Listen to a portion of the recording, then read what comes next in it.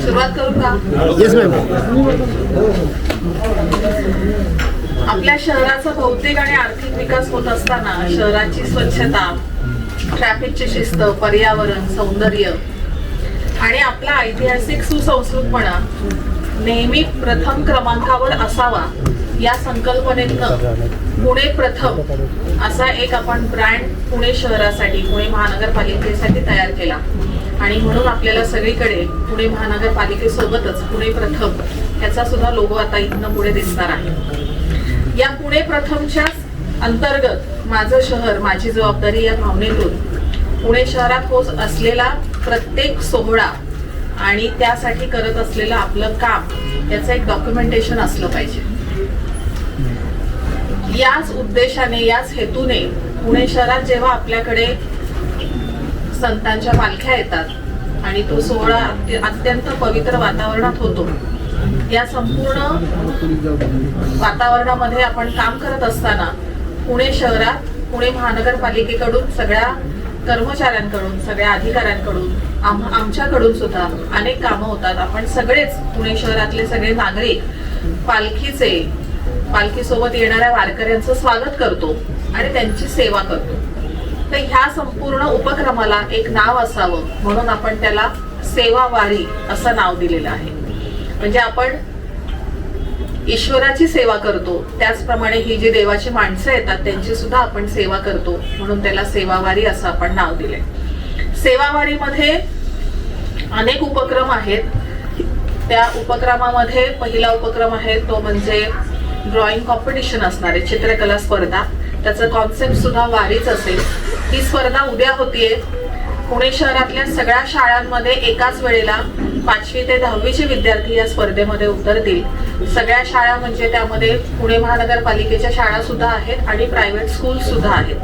तर उद्या जवळपास 4,36,000 विद्यार्थी एकाच वेळेला या ड्रॉइंग कॉम्पिटिशन मध्ये भाग घेतील. ड्रॉइंग कॉम्पिटिशन म्हणजे हे कुठलंही बक्षीस मिळावं हा यामागचा हेतू नाही. तर आपल्याकडे ज्या पालख्या येतात, ज्ञानोबा माऊलीची पालखी येते, तुकाराम माऊलीची पालखी येते, त्याचं वैशिष्ट्य काय, पालखी केव्हापासून येते, आपल्याकडे किती वर्षाची परंपरा आहे, आपल्या पुण्य नगरीतनं जाते, त्यामुळे आपली भूमी पुण्याची ही किती पवित्र असते, या सगळ्याचा विषय, ह्या सगळ्याचा विचार आपल्या पुढच्या पिढीपर्यंत पोचावा, रुजावा म्हणून आपण ही ड्रॉइंग कॉम्पिटिशन त्यामागे घेतलेली आहे. त्यानंतर त्याच्यामध्ये अजून एक टप्पा आहे तो म्हणजे फोटोग्राफीचे एक कॉम्पिटिशन असेल. त्यामध्ये कुठलाही वयोगट नाहीये, कोणालाही त्यामध्ये भाग घेता येईल, त्याची सुद्धा बक्षिसं आपण देणार आहोत. दुसरा एक विषय आहे त्यामध्ये आपण पुणे शहरातल्या सगळ्याच लोकांना आवाहन केलंय की सेवावारीमध्ये सगळ्यांनी सहभागी व्हायचंय. यामध्ये काम करत असताना संपूर्ण पालखी मार्गावरती लाखो भाविक येतात, लाखो भक्त येतात. त्यांची सेवा करण्यासाठी आपल्याला व्हॉलंटियर्स कमी पडतात, त्यामुळे सगळ्यांनी येऊन सहभागी व्हायचंय. साधारण आजपासून पालखी येईपर्यंत आणि पालखी आपल्या पुणे शहरातनं प्रस्थान जेव्हा करेल तोपर्यंत आपल्याला संपूर्ण पुणे शहर स्वच्छ ठेवायचंय. त्यासाठी प्रबोधनाची आवश्यकता असते, जनजागृतीची आवश्यकता असते आणि सेवा करण्याची आवश्यकता असते. या सगळ्यासाठी आपण व्हॉलंटियर्सला, जे काही NGOs असतील किंवा कॉलेजेसचे जे विद्यार्थी असतील, त्यांना सगळ्यांना आपण प्रयत्न करून या सगळ्यामध्ये सहभागी व्हायला सांगतोय. सगळ्यांकडनं हे प्रयत्न व्हावे, सगळ्यांनी सगळ्या वारकऱ्यांची सेवा करावी, हा त्यामागचा हेतू आहे. त्यानंतर वेशभूषा स्पर्धा एक असेल आपल्याकडनं. 0 ते 16 वयोगटातले मुलं या वेशभूषा स्पर्धेमध्ये सहभागी होतील, त्यांना सुद्धा आपण पारितोषिक देणार आहोत. सगळ्यात मोठा टप्पा तो म्हणजे या संपूर्ण उपक्रमाचं म्हणजे सेवा वारीची सांगता ही पसायदानाने होणार आहे.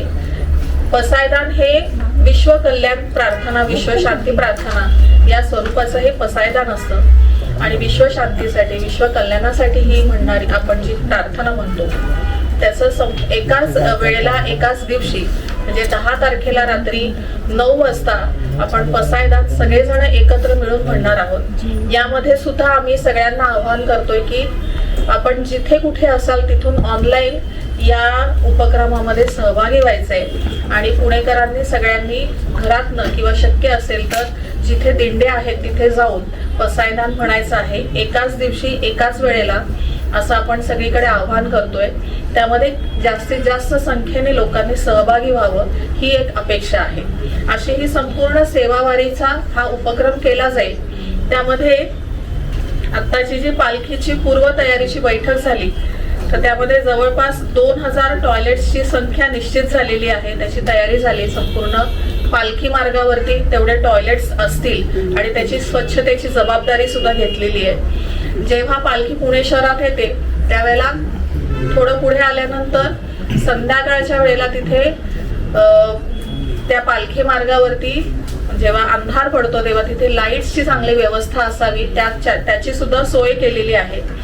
यावेळेला जर्मन हँगर्सचे 6 ठिकाणी आपल्याकडे मांडव घातले जातील आणि 195 मांडव जे आहेत ते पावसापासनं बचाव असावा म्हणून घातले जातील. पारंपरिक म्हणजे फार आधीपासनं जिथे जिथे दिंड्या राहतात उतरतात पूर्वीपासनं तेवढ्या त्या 195 संख्या आहे.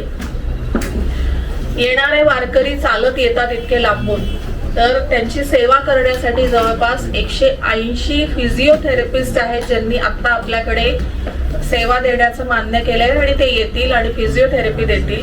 असे अनेक जण आपल्याला अजून जॉईन झाले तरी चालणार आहे. पावसाचा कालावधी असल्यामुळे समजा जास्त पाऊस पडला तर जिथे कुठे वॉटर लॉगिंग होणार असेल, जिथे पालख्या थांबल्या आहेत तिथनं पाणी बाहेर काढण्यासाठी आपण पंपांची व्यवस्था केलेली आहे. सगळ्या वारकऱ्यांसाठी, सगळ्या दिंड्यांसाठी जवळपास 400 मेडिकल किट्स आपण जे दरवर्षी आपण देतो तेच आहेत. ते 400 मेडिकल किट्स सगळ्यांना दिले जातील. त्या एका किटमध्ये 100 माणसांसाठी पुरेल असं ते मेडिकल किट असतं. स्वागताचं जी काही व्यवस्था असते ते पूर्वीपासून जिथे आहे तिथेच कळस आहे, बोपोडी मेट्रो स्टेशन आहे, पाटील इस्टेट आहे आणि मग पुन्हा जेव्हा प्रस्थान करतील त्यावेळेला आकाशवाणी आणि बंट स्कूल इकडे आपले स्वागत आणि जातानाचा कक्ष असतो. 20 आपल्याकडे पीएमसीची ॲम्ब्युलन्स आहेतच आणि त्यामध्ये अजून जवळपास 22 इतर म्हणजे NGOजने ॲम्ब्युलन्स देण्याचं मान्य केलंय. असे ॲम्ब्युलन्सेस असतील. 40 आरोग्य पथक आहेत आपले, ते विविध ठिकाणी संपूर्ण पालखी मार्गावरती असतील. 6 मेडिकलशी रिलेटेड NGOज आहेत जे आपली सेवा द्यायला मान्य केले ते एक असतील. या वर्षी आपल्या वाजपेयी मेडिकल कॉलेजचे 100 विद्यार्थी जे पास आउट झालेले आहेत ते आपली सेवा देण्यासाठी आणि संपूर्ण पालखी मार्गावरती जिथे जिथे वारकरी थांबतील तिथे ते सेवा देतील. डॉग स्क्वॉड आपला सज्ज आहे डॉग व्हॅन सहित. त्यानंतर राज्य शासनाकडनं ॲनिमलचे डॉक्टर्स येतात, त्यांचं सुद्धा काय काय खाद्य जे काही पालखी सोबत येणारे घोडे आहेत किंवा इतर जे काही प्राणी आहेत त्यांच्यासाठी ते असतात. म्हणजे कोणी प्राणी कधी कधी आजारी पडले तर त्यासाठी ते लागतात. वॉटर टँकर्सची व्यवस्था आपली पूर्ण झालेली आहे आणि शुद्ध पाणी देण्यासाठीच हे वॉटर टँकर्स असतील. आपल्या वॉटर टँक्स म्हणजे पाणी पुरवठ्याचा जो काही विभाग असेल किंवा टँकर पॉइंट्स असतील तिथनंच हे टँकर्स भरले जातील, इतर कुठनंही नाही. त्याच्यावरती कंट्रोल असेल.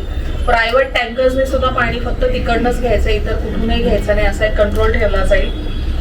जवळपास आपण 40 वैद्यकीय कक्ष करत आहोत. त्याच्यामध्ये आपत्कालीन कक्ष सुद्धा आहेत आणि हिरकणी कक्ष जे आपण गेल्या वर्षीपासून करतोय ते आपण आता जास्त संख्या असणार आहे त्याची. पालखी सोबत पंढरपूर पर्यंत आपले 15 पाण्याचे टँकर्स जातात, 2 फायर ब्रिगेडच्या व्हॅन्स जातात आणि 2 ॲम्ब्युलन्स जातात. अशी आपली संपूर्ण व्यवस्था इथे झाली आहे. पूर्णपणे पुणे महानगरपालिकेची संपूर्ण टीम आणि आम्ही सगळेजण वारकऱ्यांची सेवा करण्यासाठी या संपूर्ण उपक्रमामध्ये सज्ज झालेले आहोत. आपल्या मार्फत मी पुणे शहराच्या सगळ्या नागरिकांना विनंती करते की वारकरी येत आहेत आपल्याकडे, त्यांची सेवा करण्यासाठी आपणही आमच्या सोबत थांबावं. हा जो उपक्रम राबवला जाणार आहे त्याच्यामध्ये मॅडम हा जो उपक्रम राबवला जाणार आहे, हे सगळ्या स्पर्धा घेतल्या, चित्रकला काय असो, वेशभूषा असो, फोटोग्राफी असो, ह्याचं परीक्षण कोण करणार, ते कुणाकडे द्यायचं आहे सगळं साहित्य, आणि आपण जी सगळी 2000 स्वच्छतागृहांची व्यवस्था केलेली आहे मग ती कुठून कुठपर्यंत असणार आहे, त्यात सगळं शाळेतली जी चित्रकला स्पर्धा आहे त्याचं परीक्षण शाळेतल्याच ज्या टीचर्स असतील, शिक्षक असतील चित्रकलेचे, तेच करणार आहेत. एकूण 5 क्रमांक प्रत्येक गटातनं काढले जातील आणि त्यांचे सर्टिफिकेट सुद्धा त्यांच्याकडे आपण पोहोचवलेले आहेत. आणि जे प्रत्येक विद्यार्थी जो सहभाग घेईल या ड्रॉइंग कॉम्पिटिशनमध्ये त्याच्यासाठी डिजिटल सर्टिफिकेटची व्यवस्था आहे. ते डिजिटल सर्टिफिकेट त्यांनी डाउनलोड करून घ्यायचं आहे विद्यार्थ्याचं माहिती भरल्यानंतरची. दुसरा एक असा विषय आहे की आता आपल्या मार्फतच मी संपूर्ण पुणे शहरात एक आवाहन करते, जे काही कमर्शियल एस्टॅब्लिशमेंट्स आहेत म्हणजे पालखी मार्गावरती काही कंपनी आहेत किंवा काही शॉप्स असतील तर त्यांचे टॉयलेट बाथरूम्स असतात, त्यांनी ते वारकऱ्यांसाठी विशेषतः वारकरी महिलांसाठी खुले करून द्यावेत. ज्या खासगी शाळा आहेत त्यांनी सुद्धा आपले टॉयलेट बाथरूम्स वारकऱ्यांसाठी खुले करून द्यावेत. त्याची स्वच्छता करण्याची जबाबदारी पुणे महानगरपालिका घेईल. मॅडम, पालखी काळामध्ये आपण पाणी कपात रद्द करणार का? दिवसाआधी पाणी कपात आहे. पालखी काळामध्ये पाणी कपात आपण रद्द करतोय. कंटिन्यू 2-3 दिवस आपण 2 दिवस पाणी देणार आहोत. पालखी जिथं मुक्कामासाठी थांबते तिथं जे पालखीचे 16 प्रमुख आहेत त्यांची मागणी होती की जागा अपुरी पडते, आपण तिथलं काही अतिक्रमण बऱ्यापैकी हटवलेलं आहे, तिथं पुरेशी जागा उपलब्ध झालेली आहे का? मुक्कामाची तिथं सोय असण्यासाठी महानगरपालिकेनं काय उपाययोजना केल्यात? कारण बरेचसे तंबू त्याचबरोबर गाड्या ज्या आहेत त्या परिसरामध्ये लागतात, तिथं काय उपाययोजना केली आपण मुक्कामाची? तिकडची व्यवस्था पूर्ण झालेली आहे. आपण ती जागा ताब्यात घेतली आहे आणि आता जवळपास 3 गुंठे कॉन्क्रीट करून ती 3 गुंठे जागा, आधीच जी काही जागा होती त्याच्या ऐवजी आता जर तुम्ही तिथे जाऊन पाहिलं तर ती मोठी झाली आता जागा. म्हणजे जे काही कंजेशन होतं इतके दिवस ते नाहीये. तो जो रस्ता होता पालखी येण्याचा तिथे सुद्धा जे काही अतिक्रमण होतं ते सुद्धा काढून टाकलेलं आहे, त्यामुळे तो रस्ता सुद्धा चांगला मोठा झालाय. आपण पालखी सेवावारी अंतर्गत कलावारी ही एक कॉन्सेप्ट केली होती. त्या कलावारीमध्येच ड्रॉइंग कॉम्पिटिशन, फोटोग्राफी, वेशभूषा हे येत होतं. आणि त्याचबरोबर जिथे पालखी विसावा आहे, आपण 1-2-4 दिवसांनी आपल्याला लक्षात येईल की संपूर्ण तो एरिया जो आहे तो डेकोरेट केला गेलाय. म्हणजे तिथे ज्या जुन्या इमारती आहेत, वाडे आहेत, त्यांच्या ज्या भिंती आहेत तिथे आपण पालखीचंच पेंटिंग केलेलं आहे. ती एक कॉन्सेप्ट घेऊन इतका सुंदर तो परिसर दिसेल म्हणूनच आपण त्याला कलावारी असं नाव दिलेलं होतं. एक असा हे मागणी होती वारकरी की जे रस्त्यावर स्पीकर्स लावले जातात गाण्यांचे मोठमोठे ह्याच्यात किंवा अनाउन्समेंट केल्या जातात तर ते करू नये, कारण वारकऱ्यांचे ज्या अभंग काय जे काय ते म्हणत जातात तर ते लोकांनी ऐकले पाहिजेत. नक्कीच होतात तसं काही आव्हान करणार आहात किंवा ते बंद करणार आहात? आव्हान तर नक्कीच करेन मी की कारण जे पालखी प्रमुख, दिंडी प्रमुख काही दिवसांपूर्वी आम्हाला भेटले तेव्हा त्यांचं असं म्हणणं होतं की पुणे शहरात आल्यानंतर लगेचच मोठे डीजेस लावलेले असतात, लाऊडस्पीकर्स असतात, त्याच्यावरनं काही गाणी असतील किंवा काही घोषणा द्यायच्या असतील, माहिती जरी द्यायची असेल तरी एवढ्या मोठ्या आवाजाने ते जेव्हा दिले जातात तेव्हा ते डिस्टर्ब होतात. कारण ते त्यांच्या नामस्मरणाच्या घोषात ते पालखी मार्गावरती चालत असतात आणि पालखी त्या दिंड्या येतात, त्यांचे दिंडी प्रमुख पुढे चालत असतात आणि त्यांच्या पाठीमागे सगळे वारकरी गटाप्रमाणे चालतात. आवाजामुळे त्यांना ते दिंडी प्रमुख कुठे आहेत, पुढे आहेत किंवा कुठे जायचं हे ते लक्षात येत नसल्यामुळे बरेचदा असं होतं की दिंडीतले वारकरी हरवतात. त्यांना तो रस्ता पण लक्षात येत नाही, चालत असताना लक्षात येत नाही की पुढचा आपला दिंडी प्रमुख आपल्याला काय सूचना देतोय. त्याच्यामुळे मी सगळ्यांना आवाहन करते की आपण यंदा पालखी मार्गावरती डीजे लावू नये, मोठे लाऊडस्पीकर्स लावू नये, छान टाळ मृदुंगाच्या आवाजातच ही पालखी पुणे शहरात यावी आणि तिथनं पुढे त्या आवाजातच प्रस्थान व्हावं, इतकं चांगलं वातावरण निर्माण होईल. तर कृपया पुढे हे डीजे आणि लाऊडस्पीकर्स लावू नये ही विनंती करते मी आपल्याला पुणे शहराकडनं आणि वारकरी संप्रदायाकडनं. मॅडम, मुक्कामाच्या गणपतीमध्ये पण ही भूमिका राहील का नाही? गणपतीमध्ये वारकऱ्यांना त्रास होतो तसं पुणेकरांचाही होतो. आपण सगळेजण मिळून प्रयत्न करूया. नाही, चांगली भूमिका त्याच्यात काय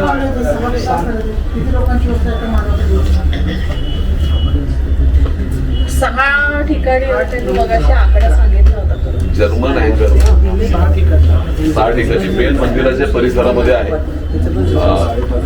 5,700 स्क्वेअर किलोमीटर टोटल जर्मन आणि 40,000 स्क्वेअर किलोमीटर टोटल पुणे शहरात विविध ठिकाणी. 40,000 परत एकदा सांगणार. ऑलरेडी ठरलेले स्पॉट ठरलेले सरले मंदिर परिसर हे किती झाले? 40,000. टोटल नाही, हे ठरलेली ठिकाणं असतात वारकऱ्यांची थांबण्याची. मंदिर परिसर मीटर. मंदिर परिसराचं आहे. मंदिर परिसरापासून भवानी पेठेत आपण जिथं पालखी थांबते त्या ठिकाणी आता आपण जर्मन हँगर 1700 स्क्वेअर किलोमीटर म्हणजे साधारण एक 20,000 फुटाचा आपण जर्मन हँगर मंदिर परिसरात टाकतोय. 5,700 टोटल भवानी पेठेत टाकतोय. त्यांनी स्पॉट दिले आणि बाकीचे जे पत्र्याचे मांडव शहरभर 40,000 स्क्वेअर फूट म्हणजे साधारण 1,00,000 फुटापर्यंतचे मांडव आहेत असे त्याचे अंदाजे दिले. आणि वारकऱ्यांना हे फार पूर्वीपासून त्यांचे थांबण्याचे ठिकाण ही जी आहेत त्यात आपण काही बदल करत नाही. जर्मन हँगर यावेळी ऍड झाले. त्यांच्याकडनं ज्या सूचना आल्या त्याप्रमाणे आपण खर्च काय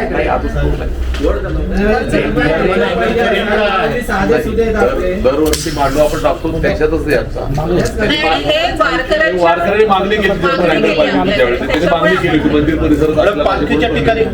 पालखीच्या ठिकाणी मुक्कामाच्या ठिकाणी 24 तास भाविक येतात, त्यामुळे स्वच्छतेचा प्रश्न निर्माण होतो. तिथली स्वच्छतेची व्यवस्था कशी असणार आहे, काय नेमकी आपण काय व्यवस्था तिथल्या स्वच्छते संदर्भात सुद्धा बोलणं झालं मगाशी बैठकीमध्ये की आपण तिथे व्हॉलंटियर्स थांबवतोय आणि कुठेही कचरा निर्माण होणार नाही किंवा ओपन डेफिकेशन हा सगळ्यात मोठा पार्ट असतो त्याच्यामध्ये. बाहेरनं वारकरी येतात, त्यांना माहिती नसतं टॉयलेट बाथरूम्स कुठे आहेत, त्यामुळे ओपन डेफिकेशन होतं. ते थांबण्यासाठी आपण तिथे व्हॉलंटियर्स थांबवतोय आणि त्यामुळे यंदा तरी असं काही होणार नाही. स्वच्छता तर नक्कीच राहील.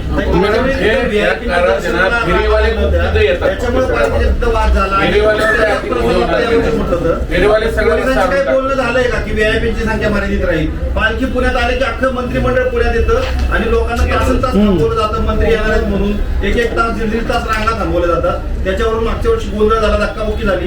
ते चेअरमन साहेब पण होते, बरोबर चेअरमन साहेब? या वर्षी अजूनपर्यंत माझ्याकडे अशी कुठलीही माहिती आली नाही की आपल्याकडे व्हीआयपी कोणी तिथे दर्शनाला येणार आहेत का.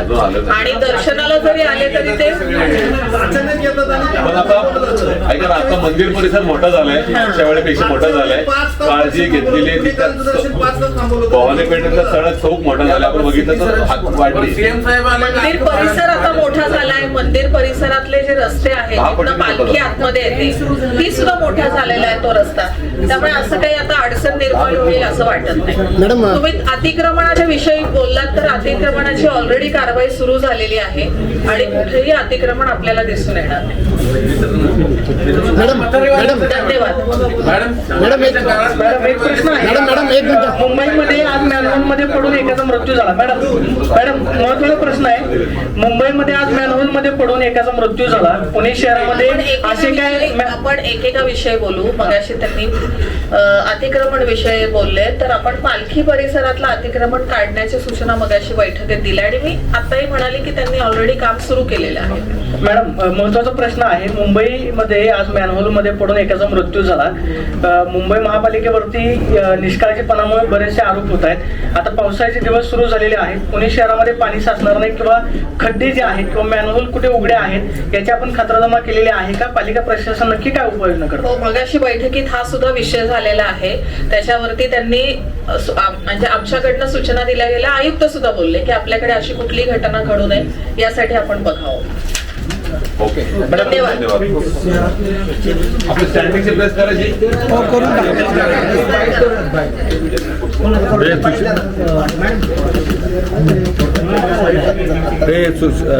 एक छोटासा बाईट करून एकदा घेतलं की मग स्टँडिंग पाणी